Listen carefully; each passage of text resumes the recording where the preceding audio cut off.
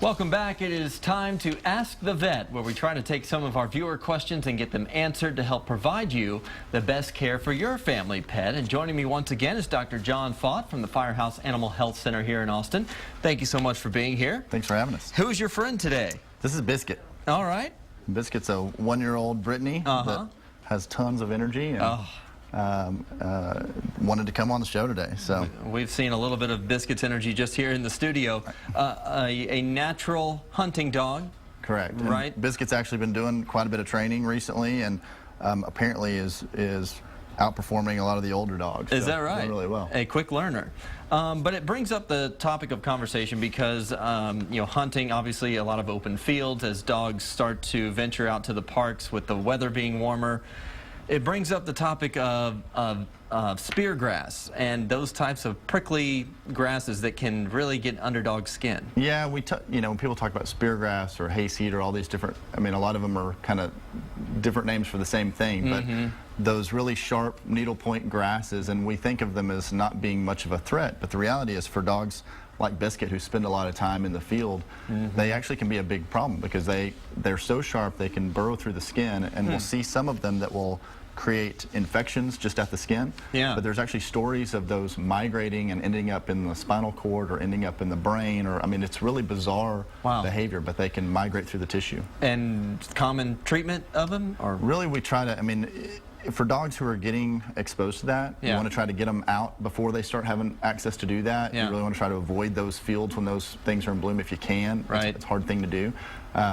The main thing is that if they're acting off and they have issues, sometimes there can be bigger infections below the skin than we know.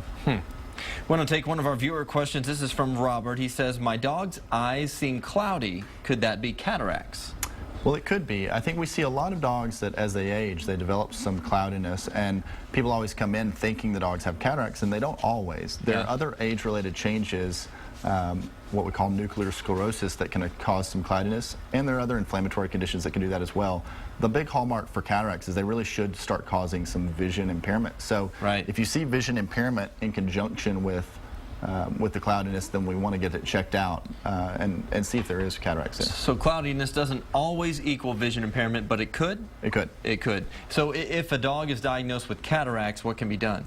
Well, with cataracts, there actually are some surgical options, just like there are with people, and if they're really causing vision loss, we can remove the lens, and in taking the lens out, the dogs don't have the acute vision that they would to read or drive a car, but they can see again. And so we actually, you can take dogs that are blind from cataracts and actually give them their vision back, which is great.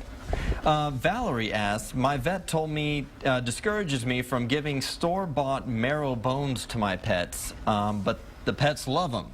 What do you think? Yeah, dogs do love those things, and they, you know, I think the hard part for us is we're always trying to find treats and toys that they can't just destroy in a minute. My dog can tear up a bone in no time. Right.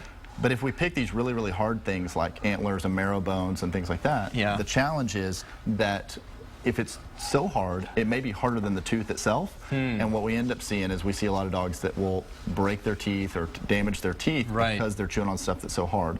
I usually encourage people that if you can't indent it with a thumbnail, to be cautious. Some dogs are fine with those things if they're very ginger with it and you know, they kind of chew delicately.